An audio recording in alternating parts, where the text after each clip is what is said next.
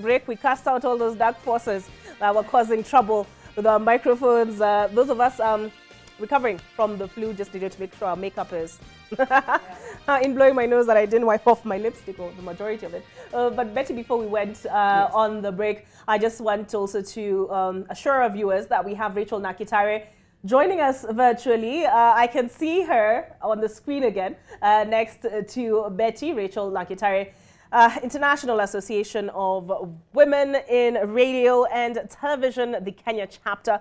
But Betty, we have resolved the microphone issue. Amen. Thank you. Thank you for that. I had asked you, yes. Why get involved in mentorship?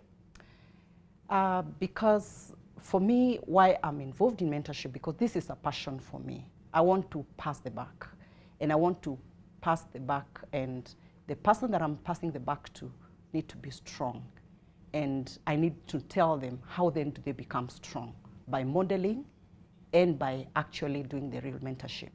And mentorship more in example, how I live my life, how I do my stuff, and telling them the things that they need to know, because we have a generation to take care of after us. And that's what drives me, that's what motivates me. Okay. Yes. Renee, you often hear people say women are their own worst enemy, and then the worst boss you can have is a woman, you know. What do you make of those sentiments? I make of them pretty much the same as I would make of toilet paper after its use. These are the kind of statements that are made. Sorry, if you haven't met me already, you'll find out very quickly that I'm a very straight talker, which is why Olive tries to find me from time to time. Listen, we tell each other the narratives, or we repeat the narratives that give us or that make us weak, in order to ensure that we are able to perpetuate a certain system of balance and control. So stories like women are their worst enemies, statements like the worst boss to have is a woman, theorizes that men are a homogeneous being, that all men are the same way, and that men do not compete against one another, or that competition amongst men is okay, but competition amongst women is not. The assumption that women make for the worst bosses is a comparative to what?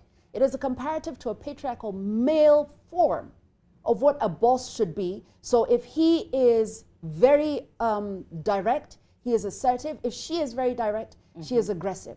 What is it? It is all underplaying or underpinning a bigger narrative, which is that women are not worth sitting at the table.